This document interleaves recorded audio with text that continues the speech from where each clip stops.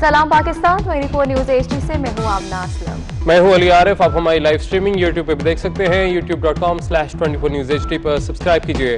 Headlines आप जान चुके हैं, बुलेटिन का करेंगे बाकायदा आगाज और सबसे पहले बात करेंगे PIA तैयारा हादसे के हवाले से, जिसके तबाह होने वाले बदकिस्मत तैयारे की तहकीकात के लिए फ्रांसीसी टीम ने कराची पहुंच गई है, जबकि फ्रांसीसी टीम का होटल में मेडिकल चेकअप किया गया है। फ्रांसीसी टीम CAA हेड ऑफिस में पाकिस्तानी तहकीकाती टीम से मुलाकात करेगी और रनवे का मुआयना कराया जाएगा। जाए हादसा पर फ्रांसीसी टीम की सहूलत के लिए इंटरनेट, जदीद आलात और हैवी मशीनरी पहुंचा दी गई है। मजीद तफसीलात जान लेते हैं जावेद कायम खानी से। जी जावेद, हमें बताइएगा। बिल्कुल जी, तकरीबन सुबह 6:40 पर तैयारा जो है फ्रांसीसी टीम का यहाँ पर कराची लैंड किया। उसके बाद उन्हें होटल रवाना किया गया और वहाँ पर मेडिकल चेक कोरोना के 22 के तनाजुर में किया गया। उसके बाद सिविल एविएशन हेडक्वार्टर में इस वक्त मौजूद है टीम। वहाँ पर सिविल एविएशन हुकाम हादसे से मुतालिक उन्हें ब्रीफिंग दी और ब्रीफिंग के बाद जो है रनवे का विजिट कराया जाएगा। और रनवे के विजिट के बाद मुमकिन कुछ देर में जो है वो इस वक्त जहाँ मौजूद हैं ये वो जाए हादसा है। मेरे अकब में देख सकते हैं कि सिक्योरिटी अलर्ट की गई है, सिक्योरिटी एहलकार की बड़ी तादाद मौजूद है, कॉर्डन ऑफ किया गया है रास्तों को, गलियों को, और जिस जो मुतासरा गली है उसके तमाम मोहल्ले का गलियों को कनाते, टेंट और दूसरी रुकावटें लगाकर बंद किया गया। किसी भी शख्स को वहाँ जाने की इजाज़त नहीं है। जबकि मलबा उठाने का काम या मलबा हटाने का काम जो था वो 3-4 रोज़ पहले ही जब हादसा हुआ था उसके बाद रोक दिया गया था, ताकि शवाहिद जो है वो मस्क ना हो सकें, शवाहिद ज़ाया ना हो सकें, जिसके लिए फ्रांसीसी टीम को इसी मकसद के लिए यहाँ बुलाया गया। और फ्रांसीसी टीम यहाँ पर जब पहुँचेगी उसके लिए यहाँ पर भारी मशीनरी भी पहुँचा दी गई है और उसके अलावा इंटरनेट की सहूलत मैसर की गई है, जदीद आलात लाए गए हैं ताकि किसी भी किस्म की परेशानी का सामना न करना पड़े। ब्रीफिंग दी गई है पहले सिविल एविएशन हुकाम की जानिब से। जाए हादसा पर सिविल एविएशन हुकाम भी मौजूद हैं, पुलिस, रेंजर्स और कानून नाफिज करने वाले दीगर इदारे भी मौजूद हैं और अपने फ़राइज़ अंजाम दही के लिए मौजूद हैं। जबकि सिर्फ इंतज़ार जो है वो यहाँ पर इसलिए कि तमाम तर जो शवाहिद इकट्ठे करेंगे, तहकीकात करेगी फ्रांसीसी टीम, उसको जो है वो पाकिस्तानी जो टीम मुकर्रर की गई है तहकीकात के लिए वो उससे शेयर किया जाएगा। आपस में बाहिमी रवाबित होंगे उनके। उसके बाद जो है वो 16 घंटे का प्रोसेस होगा जो कि पाकिस्तान में कराची में किया जाएगा फ्रांसीसी टीम की जानिब से। और उसके बाद वो जाते हुए यहाँ से इसका इंजन और इसका जो ब्लैक बॉक्स है उसे अपने साथ लेके जाएंगे ताकि एयरबस कंपनी जो है वो ब्लैक बोर्ड डिकोड करने के इख्तियारात सिर्फ जो है उन्हीं के पास होते हैं। उसके बाद मालूमात हो सकेगी कि आखिरी जो कन्वर्सेशन है, मंजर आम पर तो आई है कुछ, लेकिन जो प्रॉपर है वो कॉकपिट के अंदर से क्या की गई, किस तरह बात की गई, क्यों मैडे कहा गया पायलट की जानिब से। और उसके बाद ये तैयारा जो है वो इस हादसे का शिकार हुआ। बदकिस्मत तैयारे के अंदर जो है तकरीबन 97 अफराद जो है वो लुकमा अजल बने, सिर्फ 2 ही जो है मौजूदा तौर पर बच सके हैं। इस वक्त हम मौजूद हैं, तमाम तरह इंतजाम मुकम्मल कर लिए गए हैं। थोड़ी देर के बाद जो है जाए हादसा पर मुमकिन तौर पर टीम जो है वो पहुंचेगी, यहाँ पर आकर तहकीकात करेगी। तहकीकात करने के बाद दोबारा जो है सिविल एविएशन हेड ऑफिस जाया जाएगा और वहाँ पर उनके साथ कन्वर्सेशन की जाएगी। जबकि जो शवाहिद इकट्ठे किए गए सिविल एशिया हुकाम की जानिब से और तहकीकाती कमेटी जो दीगर जिन्होंने दौरे किए थे यहाँ से सिविल हुकाम और अस्करी हुकाम, तमाम लोग जो है वो उन्होंने अपनी जानिब से शवाहिद इकट्ठे किए जो अब तक की तहकीकात की गई है उस पर ब्रीफिंग दी है फ्रांसीसी टीम को। और उसके बाद जो उनको चीज़ें वहाँ से इनिशियली तौर पर यहाँ से ली जाई गई थी उन तमाम को सिविल एविएशन हेड ऑफिस के सपोर्ट कर दिया गया था, तो उन्हीं के पास ही मौजूद है, उन्हें भी देखा जाएगा, उन शवाहिद का भी जायजा जो है वो लिया जाएगा। जावेद, आपसे ये भी जानना चाहेंगे कि ये टीम कब तक शवाहिद यहाँ पर मुकम्मल करेगी, जाए हादसा पर कब पहुंचेगी और क्या इतलात है कब तक ये टीम तमाम तर तहकीकात मुकम्मल करके एक रिपोर्ट मुरतब करके पाकिस्तान के हवाले करेगी? बिल्कुल जी, रिपोर्ट के लिए तो कबल वक्त होगा ये कहना, लेकिन आज सुबह जब 6:40 पे इनका लैंडिंग हुई उसके बाद कुछ वक्त जो है इनके मेडिकल चेकअप में लगा, उसके बाद से इनका वक्त शुरू हो गया था तहकीकात का। 16 घंटे जो है इन्होंने पाकिस्तान में रहना है, 16 घंटे के अंदर ये तहकीकात मुकम्मल करनी है और रात 10 बजे जो है इनकी रवानगी का फैसला किया गया। इनिशियली तौर पर यही प्लान दिया गया, सबसे पहले जो है वो एविएशन हेडक्वार्टर के साथ साथ जो है उन्होंने रनवे का विजिट करना है कि वहाँ पर इंजन टकराने के बाद फेल हुआ या पहले से कोई मुमकिन तौर पर इसमें खराबी थी। और उसके बाद जो है वो जाए हादसा का मुमकिन तौर पर अलर्ट हो गए हैं, नफरी बढ़ा दी गई है। यही जाहिर होता है कि कुछ ही देर के अंदर जो है यहाँ पर जो एविएशन हुकाम की साथ जो है यहाँ पर और दीगर हुकाम उनके साथ होंगे फ्रांसीसी टीम के, यहाँ पर आकर जो है वो तहकीकात करेंगे और रात 10 बजे तक जो है ये तहकीकात का अमल चलता रहेगा। उसके बाद जो है वो शवाहिद लेकर अपने साथ जाएंगे, लेकिन रिपोर्ट जो है वो इनिशियली मुरतब नहीं की जाएगी। अभी वो वहाँ फ्रांस पहुँचने के बाद फ्रांसीसी हुकाम वहाँ पर डिस्कस करेंगे और उनका जायज़ा लेंगे, फ्रांसिक की जाएगी चीज़ों को और उसके बाद जो है मुरतब करके पाकिस्तान की सपोर्ट की जाएगी। जी जी बहुत शुक्रिया जावेद कामखानी हमें अपडेट करने के लिए।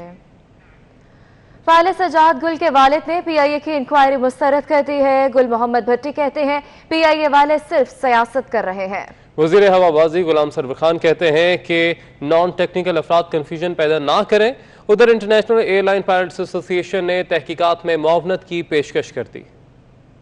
पीआईए तैयारा हादसे की तहकीकात पर सवालात उठने लगे। हादसे में शहीद होने वाले पायलट सजाद गुल के वालिद ने पीआईए की इंक्वायरी मुस्तरद कर दी। उनका कहना था कि पीआईए वाले सिर्फ सियासत कर रहे हैं। तैयारा हादसे की आजादाना तहकीकात होनी चाहिए। मुझे इंतहाई दुख के साथ कहना पड़ता है कि ये जो ट्यूटर्ड कमेंट्स और ट्यूटर्ड इंक्वायरी की रिपोर्टों की लीकेज पीआईए की टॉप हायरार्की करा रही है, हमारा उसमें रत्ती बराबर भी एतमाद नहीं है। वो क्या इंक्वायरी करेंगे, वो तो नॉमिनेटेड लोग हैं, ट्यूटर्ड हैं।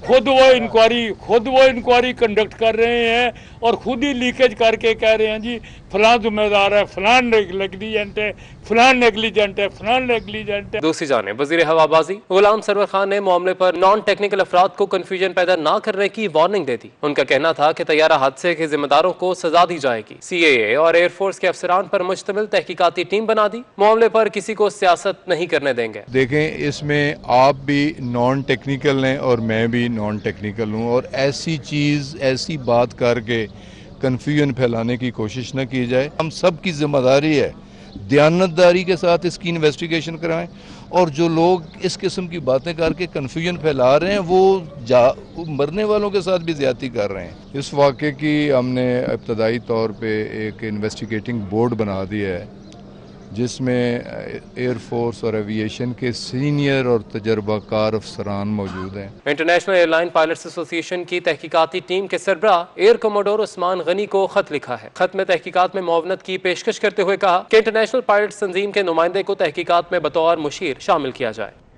पाकिस्तान में कोरोना केसेस की तादाद 57,705 हो गई है।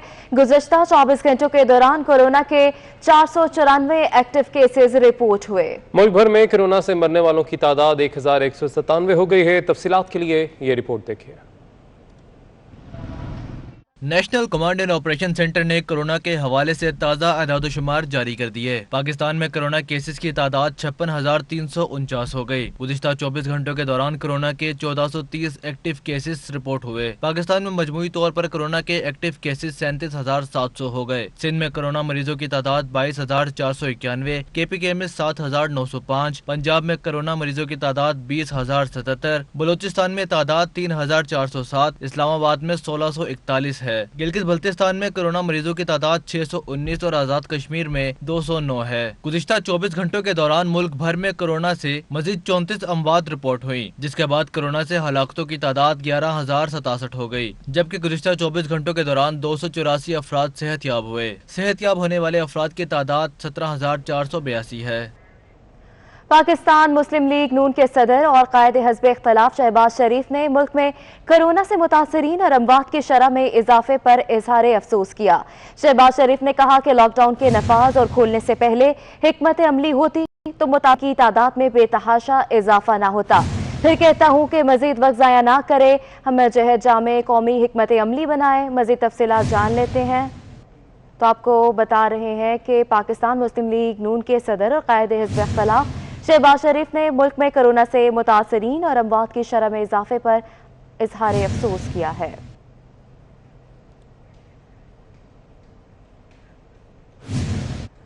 सऊदी अरब में 5 शवाल से 7 शवाल तक कर्फ्यू सुबह 6 से शाम 3 बजे तक खत्म कर दिया गया।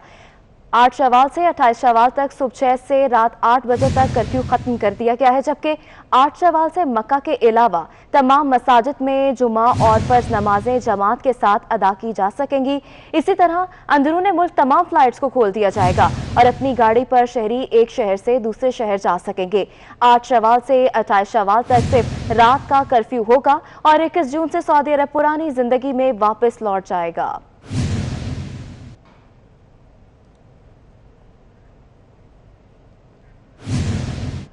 तौसा शरीफ में वज़ीर आला पंजाब ने अपने वालिद की खबर पर हाजिरी दी और फातिहानी की, जिसके बाद वज़ीर आला कब्रिस्तान से अपने डेरे पर पहुंच गए। वज़ीर आला की डेरे पर आमद पर लोग बड़ी तादाद में वहां पहुंच गए। शहरियों ने वज़ीर आला से ईद मिलने की कोशिश की, ताहम सिक्योरिटी ने उन्हें रोक दिया।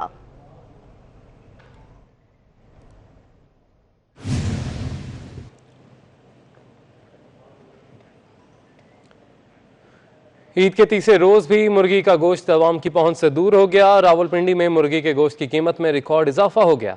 मुर्गी का गोश्त 400 रुपए की रिकॉर्ड सतह पर पहुंच गया है। मजीद तफसीलात जानेंगे हमारे नुमाइंदे उस्मान जावेद से। उस्मान बताएगा। जी बिल्कुल, आज ईद का तीसरा रोज़ है और रावलपिंडी में मुर्गी की कीमत आसमान से बातें कर रही है। इस वक्त रावलपिंडी में इस वक्त यहाँ पर जो मुर्गी हिसाब से 390 रुपये से लेकर 400 रुपये किलो तक फ़रोख्त की जा रही है। हमारे साथ जहाँ पर ताजिर मौजूद हैं, उन्हीं से गुफ्तगू करते हैं। जितने भी लोग जिनके पास मुर्गी बहुत कम है और ये डायरेक्ट फार्म से उठा के लाते हैं, इन दिनों में रेट भी ज़्यादा, गाड़ियों के ज़्यादा होते हैं। जो साथ मुलाजिम वगैरह जाते हैं उनकी भी डबल होती है वो। और उसके अलावा ईद का जो चांद रात को 9000 मंडी हुई थी, 2025 रुपये किलो और से रेट हुआ था।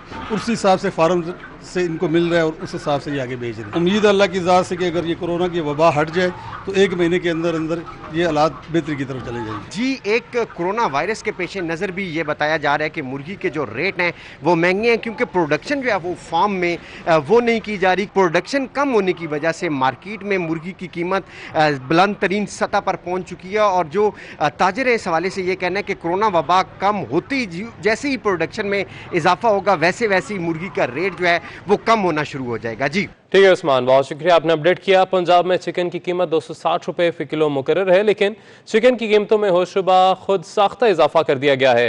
मुर्गी का गोश्त 260 के बजाय 350 से 400 रुपये फी किलो में फरोख्त किया जा रहा है। इसी हवाले से मजीद तफसील जानेंगे, हमारे नुमाइंदे राव दिलशाद हमारे साथ मौजूद हैं। राव, अपडेट कीजिएगा। बिल्कुल जी, लाहौर शहर में मुर्गी की गोश्त की जो कीमत है वो आउट ऑफ कंट्रोल हो चुकी है।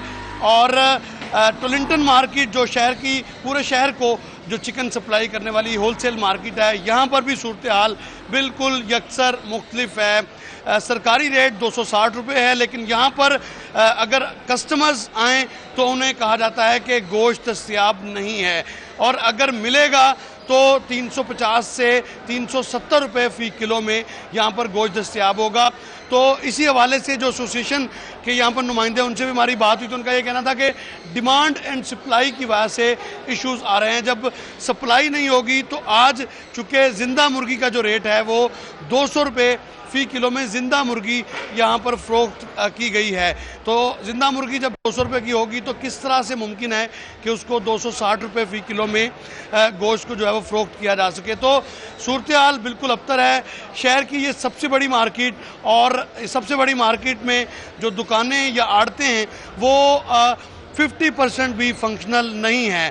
अलबत्ता सरकार की जानिब से जो रेट दिया गया था 260, उसकी सरीहन जो वायलेशन है उसका सिलसिला भी जारी है। और इस हवाले से जो किसी भी लेवल पर जो हुकूमत की रिट है वो नज़र नहीं आ रही। ठीक है, बहुत शुक्रिया राव दिलशाद, आपने अपडेट किया। फ्रांसीसी तहकीकाती टीम तैयार हादसे की जगह पर पहुंच गई है। फ्रांसीसी माहिरीन की टीम कुछ देर बाद रनवे का मुआयना करने के लिए भी जाएगी। तो आपको बता रहे हैं, फ्रांसीसी तहकीकाती टीम तैयारा हादसे की जगह पर पहुंच गई है। फ्रांसीसी माहिरीन की टीम कुछ देर बाद रनवे का मुआयना करने के लिए भी जाएगी। तो आपको हम खबर से अपडेट कर रहे हैं, फ्रांसीसी तहकीकाती टीम तैयारा हादसे की जगह पर पहुंच गई है।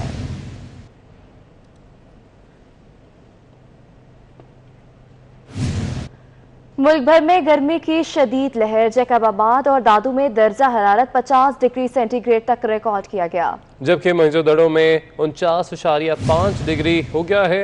बकर और नूरपुर थर में 48, लाड़काना, नवाबशाह, रहीम यार खान, सखर और सिबी में पारा 47 डिग्री रिकॉर्ड किया गया।